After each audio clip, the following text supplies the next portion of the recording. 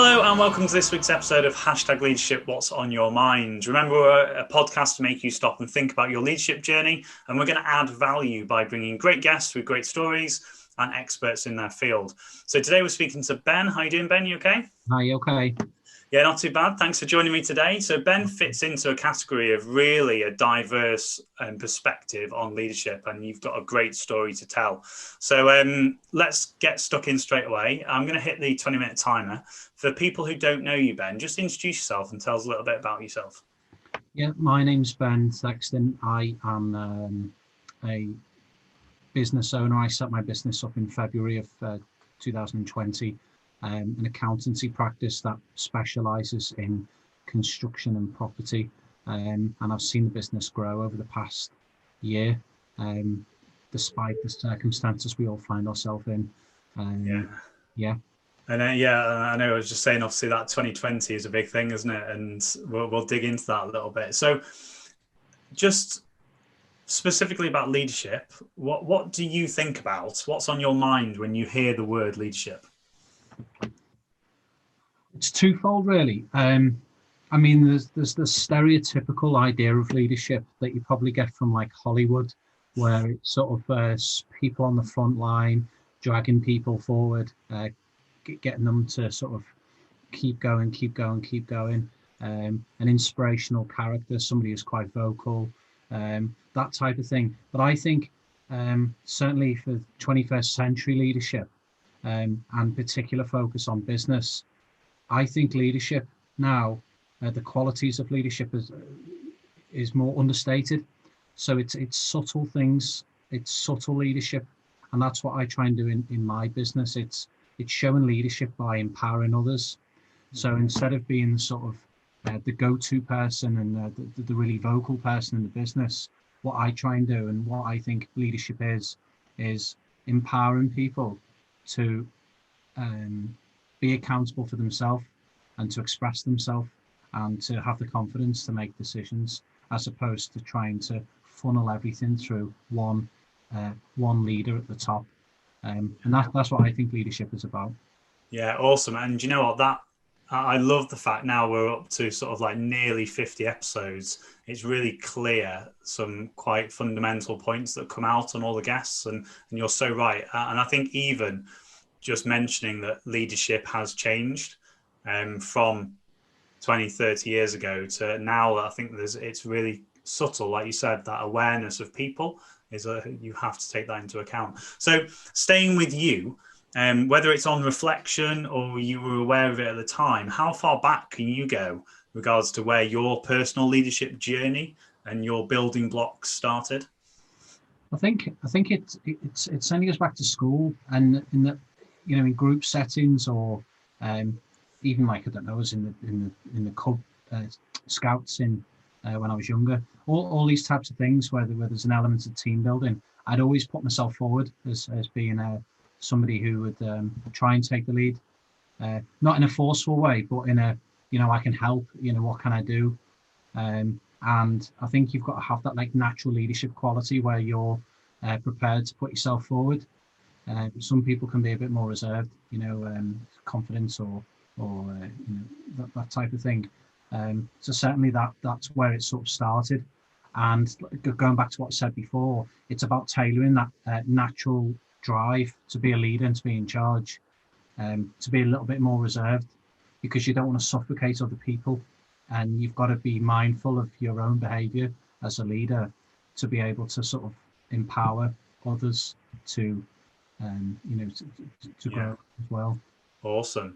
Yeah, I love that. That's great. And again, it's quite funny when you ask somebody that question, because a lot of people do go back as far as school, and we sort of forget. And obviously you're similar age to me, like even thinking back that far, it's quite amazing that what has built us to what we are now has started that long ago. And on reflection, we can start looking at these things that happened in a different way. So one of the things I'm really excited about having you on is because you have had a journey, haven't you? You've had an unexpected journey. I know you've authored a book to do with what you went through, and I know you've got an amazing story. I haven't unfortunately been able to read the book yet. That's on my list. But even from hearing people talk about you, I was really passionate about getting you on the podcast. So we've got 15 minutes. So I want it all. Tell us your story. And obviously we're going to link to your book in the comments below for them to go and get a little bit more. But tell us about what you've been through. So in 2012, me and my then girlfriend had just bought a house, and I think it was the week after I was hit by a car when I was crossing the road, and I was placed in suffered a brain injury, and I was placed into a coma, an induced coma, and I was in there for about just over 2 weeks. Obviously, during that time, I didn't remember anything about the before and for a period after. It was touch and go for the entire time. Whether I'd wake up, and if it did, what sort of brain damage I would suffer. The damage was at the front here, which would affect your personality and your cognition and what have you. And I obviously made it through.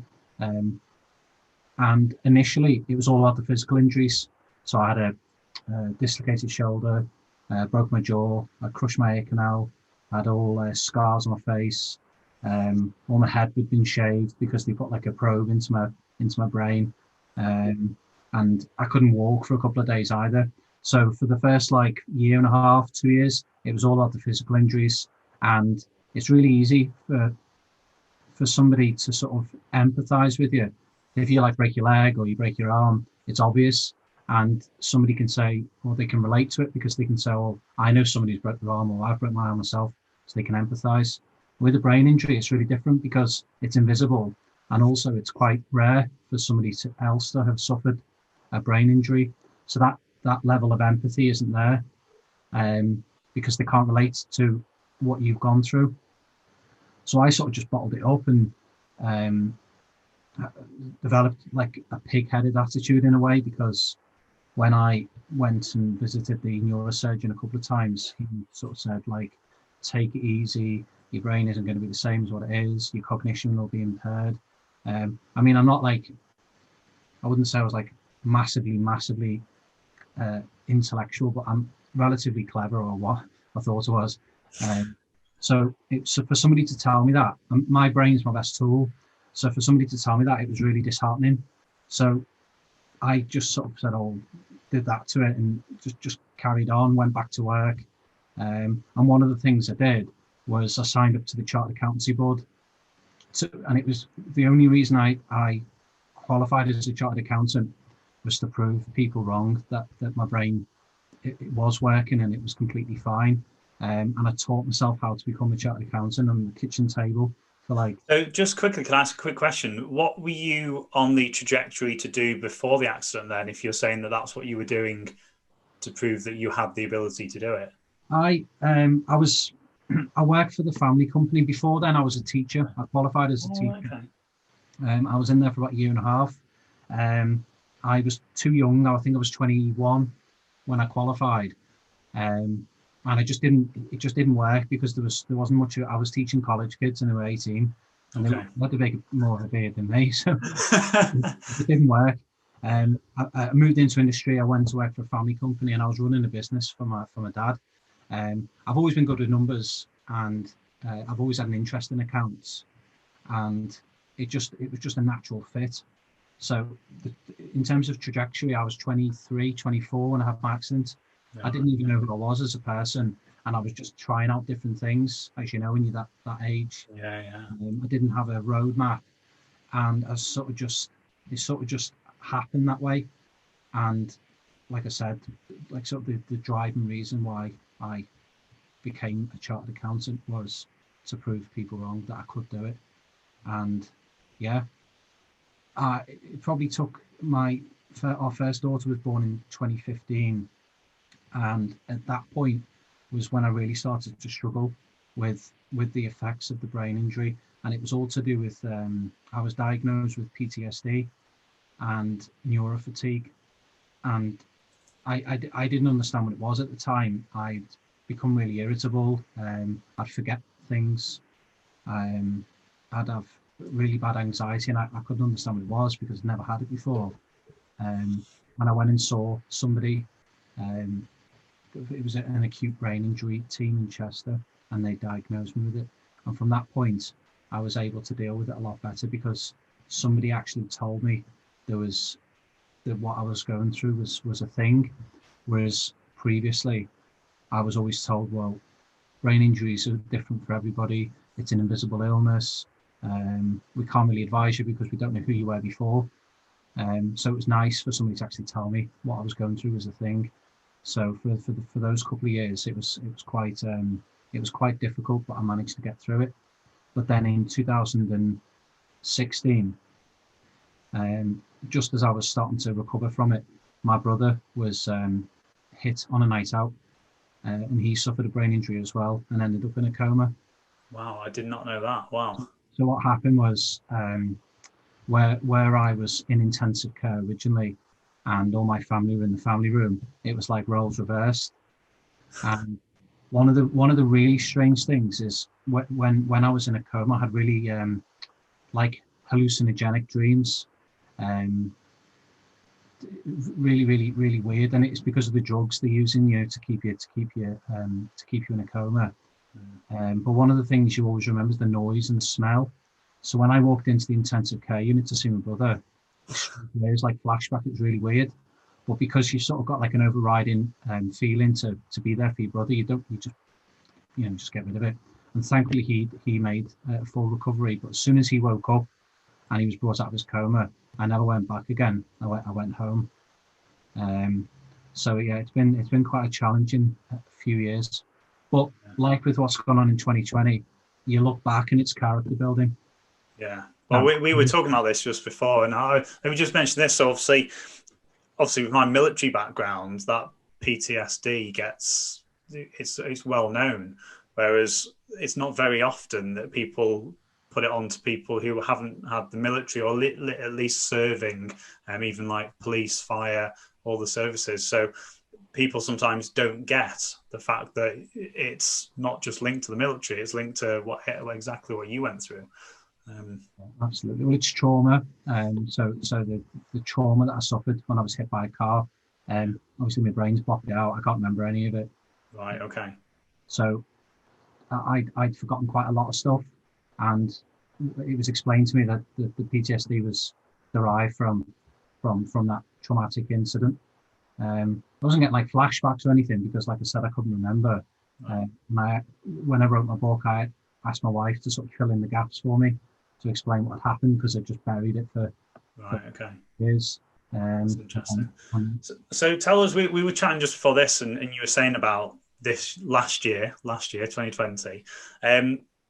Just to start, tell us some of because this comes into my category of like self-leadership, of like you've had to pull yourself back through, and whether if it's not physical but mental, and have that resilience and drive to achieve and make something of yourself, and have that passion to, sometimes we need that thing to prove it to somebody else to motivate ourselves. So lots of different types of motivation. But tell us a little bit about you having to be, the challenges you had to drive yourself through that situation.